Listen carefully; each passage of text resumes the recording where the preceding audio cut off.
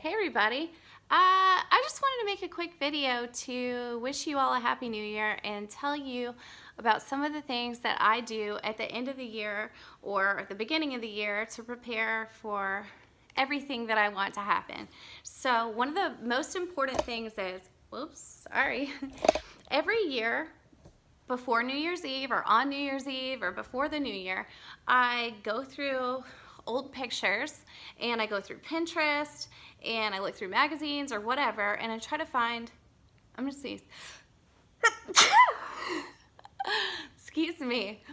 I try to find pictures of myself doing the things that I have to do in order to get to where I want to be. So maybe it's a picture of me working out, looking great, or making my phone calls, or speaking, or whatever. And then I go through and try to think like of my wildest dreams, like what do I want that honestly seems like ridiculous? How about a Tesla Roadster? How about putting a deposit on a Tesla Roadster for $50,000? That would be cool because that's something completely unnecessary that I don't think I should be spending money on right now, but hey, if I get to a certain point, I can reward myself with that, then let's throw it on the vision board. Or maybe I want to find pictures of successful people or people in incredible relationships laughing together or whatever that I want my life to be like. And then I cut all those pictures out and I put them together in a picture frame in a place that I can see it every day. Like I used to put it where I put my makeup on because everybody knows I'm going to sit there for an hour and look at myself in the mirror. Or now I put it in my glass case in my office, so I'm sitting at my desk, I can see it all day long and remind myself. So yeah, whatever, everybody does a vision board, it's not a big deal anymore. But the thing is, while you're making your vision board, you need to be thinking excited. You need to be thinking of the feeling of what it would feel like to get these things in your life, to obtain these goals, or the feeling of how incredible it's going to be, and just allow yourself to feel like you already have that in your life. This already exists, and all I have to do is allow it to come into my life now. And you need to look at it and have that feeling every single time that you look at it. But you also need to look at it and have this feeling of how grateful you are for everything that you already have. I think that's such an important part of life. If you can wake up every morning and just look outside and see how beautiful it is and how lucky you are that you even have eyeballs to see that, and how incredible is it that you're even standing here in this house that you built, your dream house, looking out the window to see this incredible view. How lucky are we, you know? If you can let yourself get so freaking excited from your grateful heart exploding, you're going to be able to do anything that you want in this life. It's such a key point to everything. Feeling grateful. Okay, so now you got it. Everybody feels grateful, right? So another thing that I do is not only do I do this vision board once a year, but monthly I'm listing my intentions. Now that could be your goals, but for me, I want to be intentional, and these are things that I intend to do. So intentions. I put it in a shadow box picture frame at the beginning of every month or end of the month when I'm ready to move to the next. That has been a game changer. I do everything on that list, things that I did not honestly think that I could do in that period of time, like getting my broker's license. I put it in there for December. I did it. Huh, crazy. Okay, so those things are my beginning of the year things, but some of you might not even be in the place where you're starting to dream about bigger things. You may be at a place where you are just unhappy with your regular life and you just feel terrible. One of the biggest things that helps me when I feel terrible is to wake up, or if it's in the middle of the day, stretch out every muscle in your entire body, because you might really feel like you're just run down and 80 years old, but once you start stretching out your muscles, you're like a new person again. I mean, anything that you can do to just get your body moving, stretch out, it helps so much. Every morning I do it, and I might do it in the middle of the day too if I'm feeling like I'm working too hard and I'm run down. Because you know what? When you feel like you have given 100%, you can't give anymore, you're probably only giving 60%, and if you can change your mindset, you've got another 40% to give. So stretch out, take a break, drink a lot of water. Another thing is talk to yourself. Ask yourself, what's my problem and what could change it? What do I need?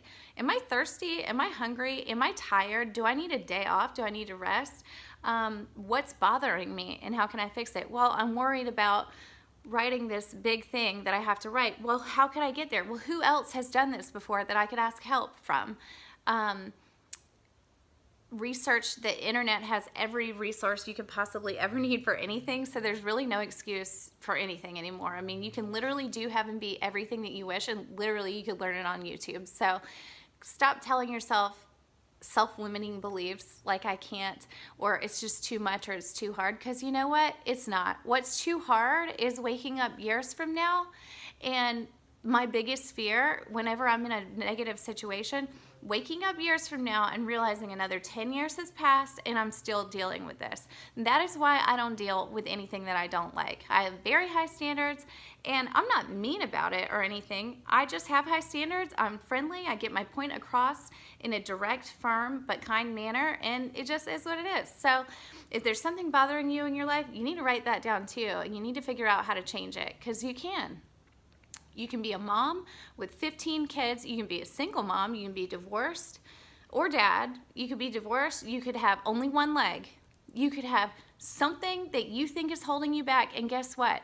You can change it and turn that into your motivation to do any freaking thing in this world that you want. So stop selling yourself short and be careful about who you share your goals with, because once you start making goals, you're going to be excited and you're going to want to run around and tell your friends and tell your peers, or tell your broker at the office, or your manager, or your mom, or your dad. And you know what they're going to say? They're going to say, "That's great, Katie, but I don't think you're going to be able to do that this year." I mean, that's just not reality. And what they're really saying, and what you need to hear when somebody tells you that you can't do something that you've set a goal on, you need to hear, okay, so what you're really saying is that you don't think you can attain that goal. And that's why it's not attainable, right? Because that's what they're saying. The people who are saying that you can't do something are only saying that because they can't see themselves doing it, because it seems too hard, or because of their self-limiting beliefs. Or maybe they just really want to sabotage your life. I hate to be negative, but some people just have a fear of loss mentality, and they don't think that there's enough good and money and business to go around for others. So don't let that stuff get to you. I've had so many friends calling me for help in a hard time, crying because somebody said something to them. Literally crying because of somebody's words or opinion. Being honest, there was a time where my self-esteem was so low that somebody told me I should highlight my hair. So I went out and highlighted my hair. And then somebody else consecutively told me that they liked me better with dark hair. And I went out the next day and dyed it back darker. That's when I realized that I was completely nuts, and that you cannot live your life for other people, and you need to figure out who you are and what you really want. So get a piece of paper and a pen and write it down. Figure out what you want. Figure out who you are. Figure out your mission, values, and belief, like at the beginning of an employee manual when you join a new job. You need to know. You need to know who you are and what you stand for, and what your standards are, and what your rules are, and what would it take to break those rules. Would you change your personality or loyalty if it meant the life of someone else? You know, you need to just figure it out.